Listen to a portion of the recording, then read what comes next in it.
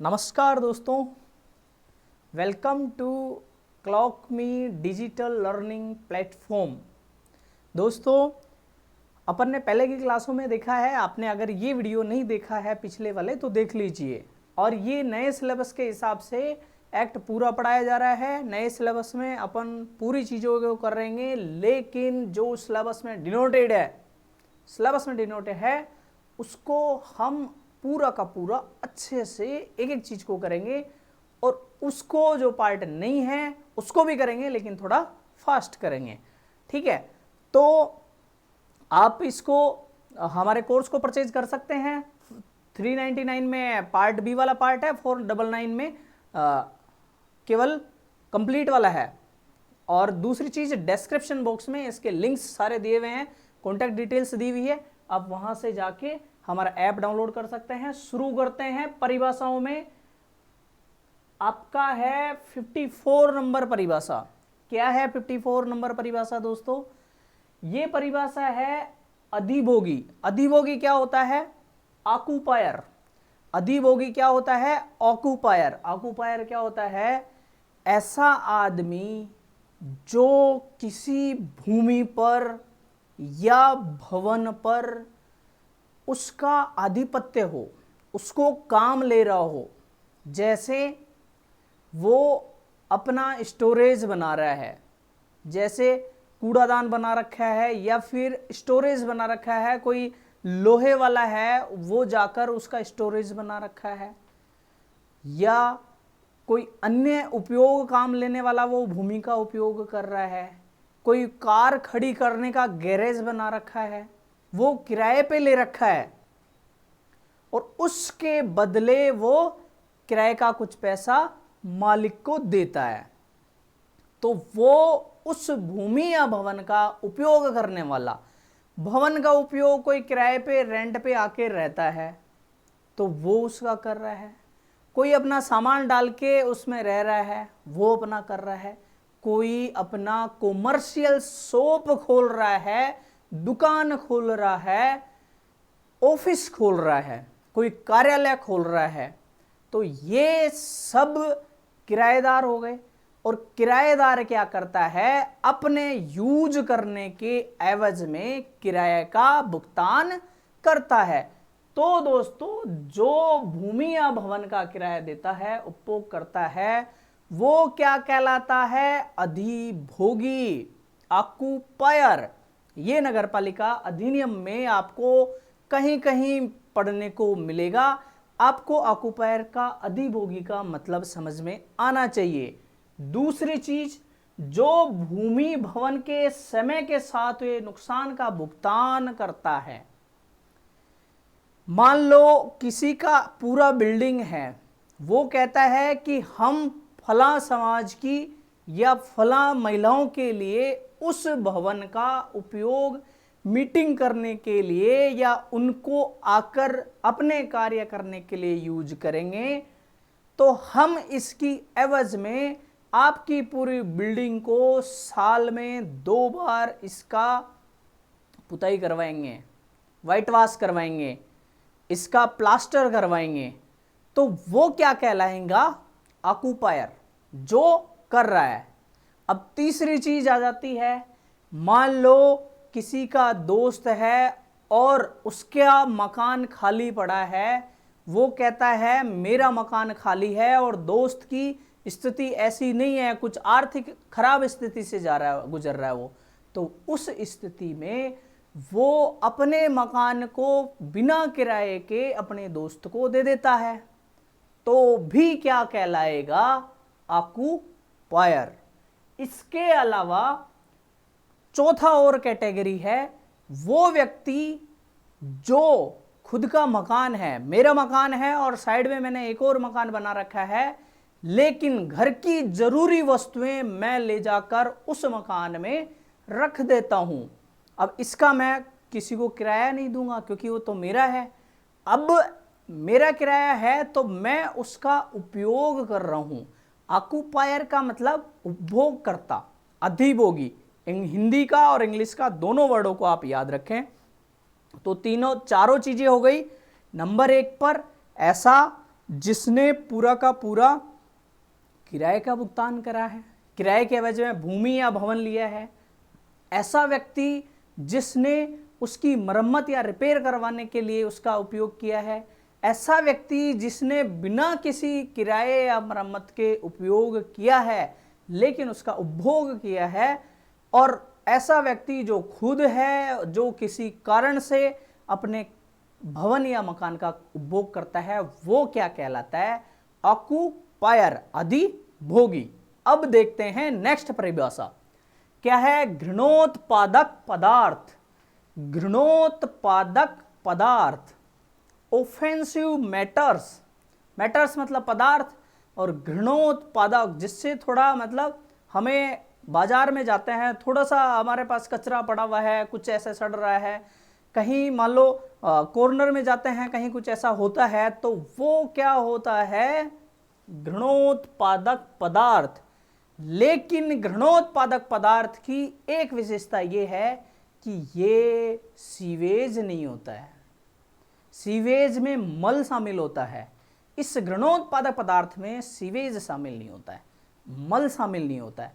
तो फिर क्या शामिल होता है? अपन देखते हैं कचरा। कौन सा? रसोई का कचरा, अस्तबल का कचरा, अपन पशु रख लिया, घोड़े रख लिए, उनका कचरा, गोबर गंदा, गोबर वगैरह वहां पर रखा हुआ है, वो शामिल है। गलित एवं सड़ने वाले पदार्थ, कुछ ऐसे पदार्थ हैं जो फेंक दिए जाते हैं और वो सड़ने वाले पदार्थ हैं, तो वो क्या कहलाएगा? घृणोत्पादक पदार्थ। इसका ऑफेंसिव मैटर्स याद रखना आप काम आता है कई बार। किसी भी प्रकार की गंदगी, लेकिन इसमें मल शामिल नहीं होना चाहिए। इसमें मल शामिल होते ही वो क्या बन जाएगा? सीवेज। सीवेज और घृणोत्पादक पदार्थ, ऑफेंसिव मैटर में यही फर्क है। ठीक है, तो आपको याद रखना है रसोई का कचरा, अस्तबल का कचरा, कोई सड़ने गलने वाली पदार्थ और कोई कचरा नगर पालिका में आपको मिलता है लेकिन उसमें मल शामिल नहीं है, तो वो क्या कहलाएगा? ऑफेंसिव पदार्थ, ऑफेंसिव मैटर। अब एक और आगे महत्वपूर्ण परिभाषा है आपके लिए, वो परिभाषा है नगर पालिका का अधिकारी। नगर पालिका का अधिकारी स्पष्ट इस एक्ट के तहत, मतलब इस एक्ट के तहत अपन स्पष्ट कर सकते हैं कि नगर पालिका का अधिकारी है वो जो उसके पद को धारित करता है, नगर पालिका का मुख्य पद को धारित करता है कानून के अधीन, वो व्यक्ति क्या कहलाता है? नगर पालिका का अधिकारी। ये गवर्नमेंट कर्मचारी ही होता है, ये गवर्नमेंट कर्मचारी ही होता है, ये कोई चुनाव हुआ सदस्य नहीं हो सकता। कोई चुनाव जीतकर पार्षद नगर पालिका का अधिकारी किसी भी की स्थिति में नहीं बन सकता, चाहे वो नगर पालिका का हो, चाहे वो नगर परिषद का हो, और चाहे वो नगर निगम का कॉरपोरेटर हो। मैंने बताया था आपको कॉरपोरेटर, काउंसिलर और मेंबर, तीनों अलग अलग तीनों के। तो दोस्तों इसमें क्या है कि ऐसा चुनाव सदस्य इसमें शामिल नहीं होगा। इसमें केवल वही शामिल होगा जो इस एक्ट के अधीन इस पद को धारण करने की क्षमता रखता है या उसको अथॉरिटी दी जाती है, तो वो क्या करेगा? इस एक्ट के अधीन पद को धारण कर। इसका ही नेक्स्ट पार्ट जो है चल रहा है अपना अन्य अभिकरण। अन्य अभिकरण क्या होता है दोस्तों? Other agency. नगर पालिका में कोई भी टेंडर किया जाता है या फिर कोई कार्य दिया जाता है, अलॉटेड किया जाता है, तो उसमें अदर एजेंसी यूज किया जाता है। टेंडर में यूज करेंगे तो लिखेंगे कि अदर एजेंसी। अदर एजेंसी का मतलब ऐसा कोई संस्था, प्राइवेट फर्म, कोई कंपनी या फिर कोई अभिकरण एजेंसी ऐसी होनी चाहिए। सोसाइटी, सोसाइटी मतलब लोगों के समूह द्वारा बनाई गई, या फिर निगमित निकाय। निगमित निकाय ये क्या है? निगमित निकाय होता है कॉरपोरेट बॉडी। निगमित निकाय क्या होता है? Corporate body. कॉरपोरेट बॉडी के उदाहरण क्या हैं? जैसे आपका मस्जिद या फिर चर्च एक निगमित निकाय है, या फिर आपके लिए कोई संस्था बना दी गई है, कोई एसोसिएशन बना दी है, तो वो निगमित निकाय होता है। जैसे बार काउंसिल है, बार काउंसिल क्या है? वकीलों की एक संस्था है ना, वो निगमित निकाय है। ऐसे ही मान लो मजदूरों की मिलकर उसमें एक संस्था बनाई हुई है, तो वो क्या होगा? निगमित निकाय है, वो किसी द्वारा निर्धारित किया जा रहा है, कॉरपोरेट बॉडी है। ठीक है, कोई संस्था या सरकारी अभिकरण, कोई ऐसी संस्था हो या कोई सरकारी एजेंसी हो, कोई संयुक्त क्षेत्र का अभिकरण हो, या फिर प्राइवेट, संयुक्त का मतलब प्राइवेट और गवर्नमेंट की दोनों का संयुक्त अभिकरण हो, ऐसा भी हो सकता है। या तत्समय प्रवृत्त किसी विधि के अधीन कोई एजेंसी हो, या फिर उस समय विशेष में, जैसे लॉकडाउन में कोई स्पेशल एजेंसी क्रिएट हो गई, कोरोना वॉरियर्स, उन्होंने स्पेशली उसके लिए काम किया, तो वो उस समय विशेष में बनी हुई कोई एजेंसी है विधि के अधीन, उस समय विशेष की विधि के अधीन बना हुआ कोई अदर एजेंसी है, तो वो क्या कहलाएगा? अन्य अभिकरण, अदर एजेंसी। कोई कंपनी, प्राइवेट कंपनी, कोई संस्था, कोई निगमित निकाय, कोई सरकारी, गैर सरकारी, जो नगर पालिका के प्रशासन से बाहर हो। जो प्रशासन से बाहर का मतलब ऐसा नहीं है कि नगर पालिका में नहीं हो, उसका ऑफिस उसका नहीं होना चाहिए, ये होना चाहिए नगर पालिका उसका पार्ट नहीं होना चाहिए, प्रशासन उसका पार्ट नहीं होना चाहिए। संयुक्त हो या फिर उस समय विशेष में बनाई हुई कोई विधि हो, तो वो क्या कहलाएगा? अन्य अभिकरण, अदर एजेंसी। स्वामी क्या होता है? ओनर। स्वामी क्या होता है? ओनर। किराया प्राप्त करने वाला, ओनर। मैंने पिछले वाले इसी में बताया था कि आपका ओनर क्या होता है, ये नहीं बताया मैंने, वहां पर मैंने बताया था अधिभोगी, ऑक्यूपायर। अब अपन डिस्कस कर रहे हैं ओनर क्या होता है। देखो इसमें याद रखने वाली चीज है, किराया प्राप्त करने वाला। अब वो किराया प्राप्त करने वाला किससे प्राप्त करेगा? चाहे खुद या किसी के एजेंट के रूप में, चाहे उसकी भूमि है, उसका बिल्डिंग है, तो उसका खुद का किराया प्राप्त करता है, या फिर वो किसी के एजेंट के रूप में, मान लो श्याम सिंह के पास 10 बिल्डिंग है, उसने हर एक बिल्डिंग का एक आदमी नॉमिनेट कर दिया कि तू इसका एजेंट होगा, तो वहां पर उसका ओनर कौन है, उसको संभालने वाला कौन है, वो ओनर कहलाएगा। ठीक है, संभालने वाले का मतलब उसको दे दिया जाता है कि 4 साल तू संभाले इसको, तो फिर वो उसका किराया प्राप्त खुद करेगा। ठीक है, तो ये, या फिर ट्रस्टी के रूप में किसी संस्था के, या ट्रस्ट है तो उसके संस्था के की भी इस संस्था को संभालने का काम आपका है। एक धर्मशाला बना रखी है और धर्मशाला में एक आदमी डिनोट कर रखा है कि भाई साहब आपको सारा किराया प्राप्त करना है, इसकी झाड़ू लगवानी है, इसका सफाई का ध्यान रखना है, इसकी लाइट का व्यवस्था करना है, समय से लोग आएँ, सही तरीके से रहें, सही तरीके से जाएं, सारी जिम्मेवारी आपकी होगी। लेकिन पब्लिक का पैसा लगा हुआ है वो धर्मशाला में, तो वहाँ पर वो जो पर्सन है जिसको पब्लिक ने उसको रिप्रेजेंटेटिव के रूप में लगा रखा है, वो क्या कहलाएगा? ओनर कहलाएगा। ठीक है, चैरिटेबल पर्पज में हो कोई, भाई संस्था है तो चैरिटेबल पर्पज में, लेकिन वो किसका होगा? किसी भूमि या भवन का हो, कोई बिल्डिंग होनी चाहिए, कोई भूमि होनी चाहिए, या फिर उसका एक पार्ट, बिल्डिंग का इतना पार्ट भाई इसको दे दिया, इतना पार्ट तू संभाल, इतना पार्ट तू संभाल, तो इस तरह से भी हो सकता है। तो वो सब क्या कहलाएगा? ये सब क्या कहलाएगा? स्वामी, ओनर, ओनर कहलाएगा उसका। ठीक है, इसके बाद नेक्स्ट डेफिनेशन है जनसंख्या। नगर पालिका की परिभाषा बताते हुए मैंने बताया था कि उसका निश्चित क्षेत्र की जनसंख्या होनी चाहिए, तो इसमें भी वो ये है, निश्चित स्थानीय क्षेत्र की कि इतने क्षेत्र में इतनी जनसंख्या होनी चाहिए, जनसंख्या। ठीक है, स्थानीय क्षेत्र की जनसंख्या क्या कहलाती है? जनसंख्या। जो लास्ट पिछले बार, अभी जैसे मान लो 2021 की जनगणना है, उससे अभी प्रकाशित नहीं हुई, उससे पहले वाली अपनी 2011 वाली जनगणना है। तो ये जो जनगणना है ये क्या है, पिछले बार लास्ट टाइम प्रकाशित होनी चाहिए। अब इसके बाद है अपना ये 50वां है और ये 51वां। रोमन संख्या में एल की तरह 50 को लिखते हैं ना, आपको सबको पता होगा। विहित, प्रेस्क्राइब्ड। विहित क्या होता है, प्रेस्क्राइब्ड मतलब इस अधिनियम के तहत बनाए गए कोई ऑर्डर हो, नियम हो, ऑर्डर, रूल्स या फिर बाइलाज।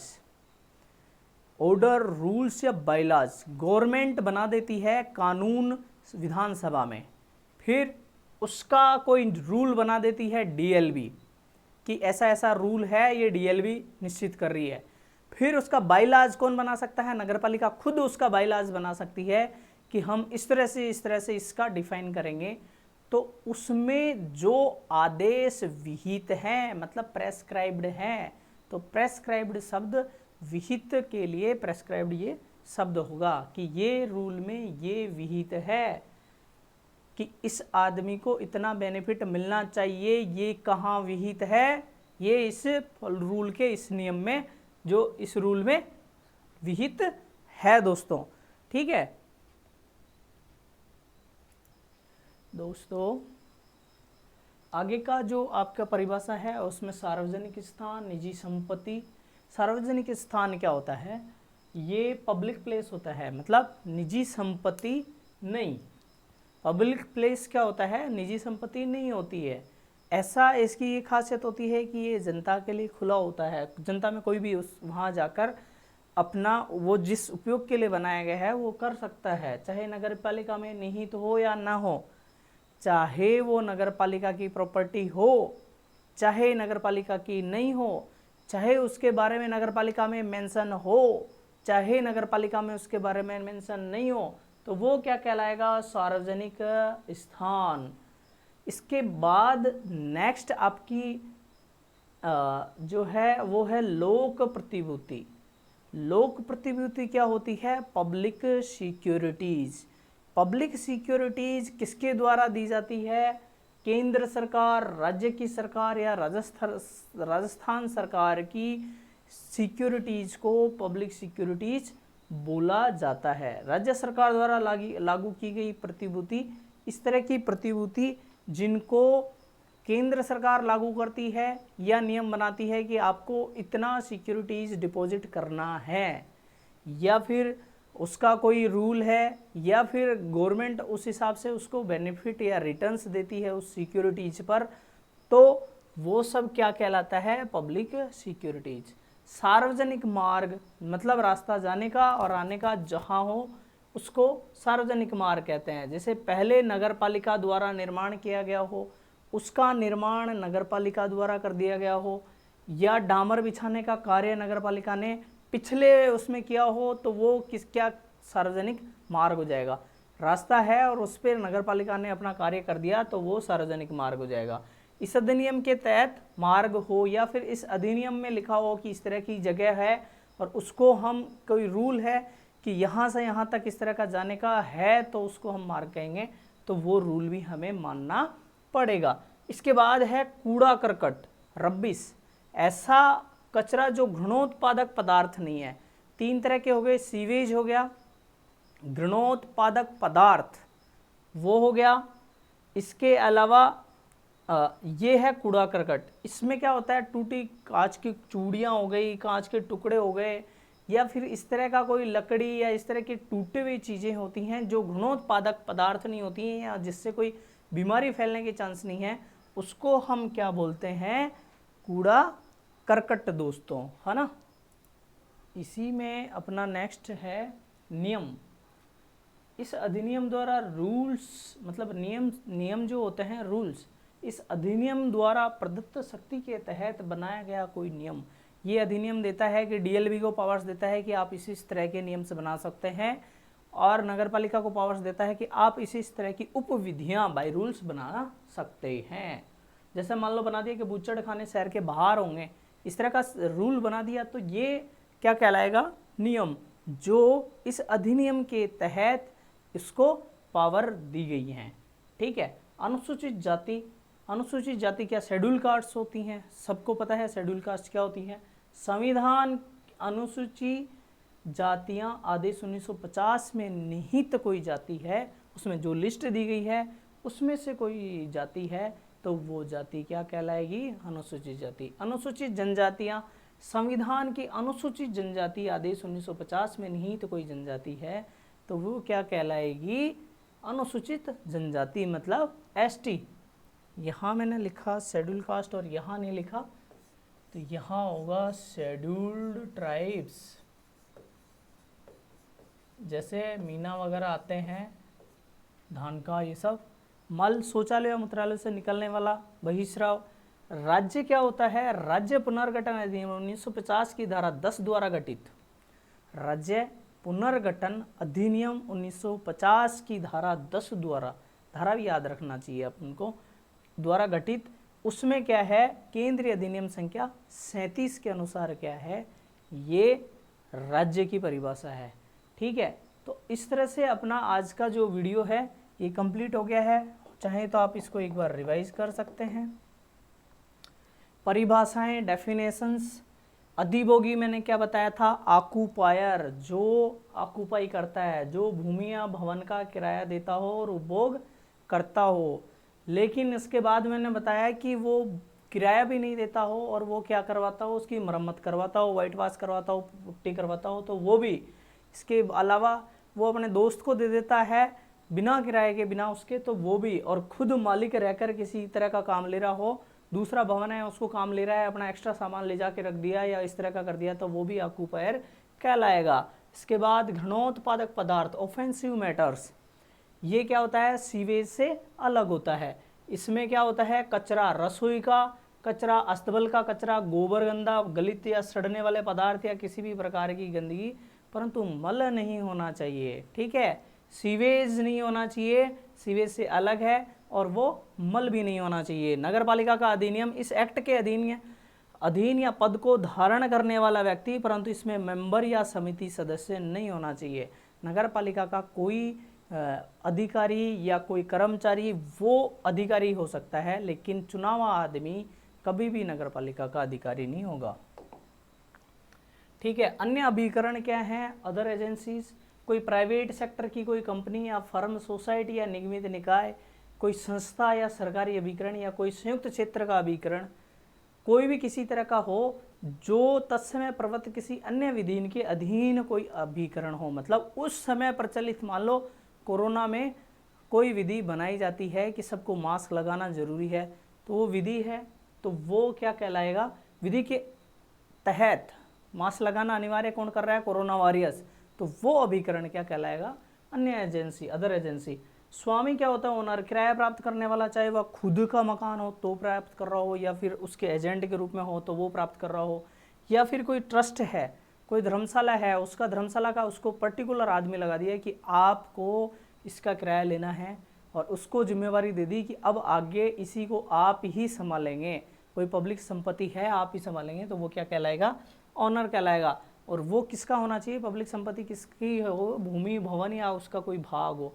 इसके अलावा जनसंख्या, किसी निश्चित स्थान या क्षेत्र की जनसंख्या जो अंतिम जनगणना में प्रकाशित की गई हो, मतलब जनसंख्या किसी क्षेत्र विशेष की जनसंख्या हो और पिछली वाली जनगणना में उसको परिभाषित किया गया हो, तो वो क्या कहलाएगी, जनसंख्या कहलाएगी। विहित, प्रेस्क्राइब्ड, इसका मतलब होता है कि इस अधिनियम द्वारा बनाए गए आदेशों, नियमों और उपविधियों में निहित कुछ भी ऐसी चीज है, कोई जानकारी है, कोई रूल है, कोई कुछ तथ्य है जो उस अधिनियम में विहित है, तो उसके अनुसार कार्य होगा।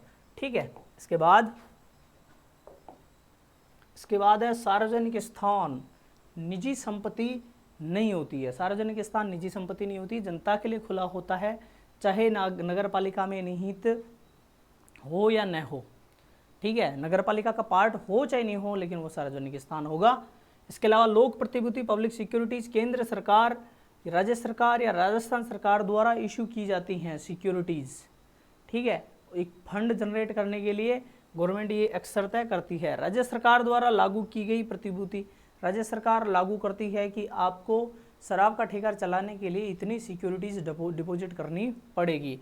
या फिर कुछ अलग से बेनिफिट पब्लिक को देने के लिए भी कर सकती है।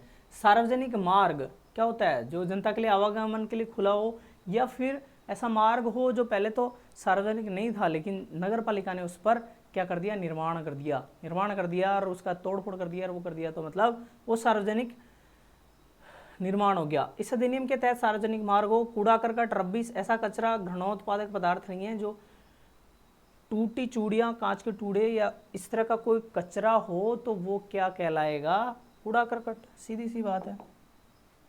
नियम क्या होता है, इस अधिनियम के तहत बनाया गया कोई नियम जो इस अधिनियम के तहत प्रदत्त शक्ति द्वारा बनाया गया कोई नियम, जैसे बूचड़खाने शहर से बाहर होंगे, नगर पालिका डीएलबी ने नियम बना दिया कि बाहर होंगे तो बाहर ही होंगे, वो क्या कहलाएगा, रूल कहलाएगा। अनुसूचित जाति, संविधान के आदेश 1950 में निहित कोई भी ऐसी जाति जो उस लिस्ट में शामिल है तो वो अनुसूचित जाति कहलाएगी। जनजाति क्या कहलाएगी, उसके निहित, उसमें भाग में निहित जो जनजाति है, कोई जनजाति, तो वो अनुसूचित जनजाति कहलाएगी। मल क्या होता है, शौचालय मूत्रालय से बहिष्कार होता है। राज्य क्या होता है, राज्य पुनर्गठन अधिनियम 1950 की धारा 10 द्वारा गठित अधिनियम पुनर्गठन, राज्य पुनर्गठन अधिनियम 1950 की धारा 10 द्वारा गठित, उसमें डिफाइन किया गया है कि राज्य क्या होगा, तो वो सब है। और ये केंद्रीय अधिनियम की संख्या 37 के तहत ये सब है। तो अपन नेक्स्ट वीडियो में फिर से मिलते हैं। आप हमारा कोर्स परचेज कर सकते हैं इसके डिस्क्रिप्शन बॉक्स में जाकर, और आप हमारे ऐप पे देख रहे हैं तो ऐप पे देखने वालों को हम अलग से बेनिफिट ये है कि ये PDF मिल जाएगी और टेस्ट सीरीज भी वहाँ पर अवेलेबल है। बहुत बहुत धन्यवाद दोस्तों।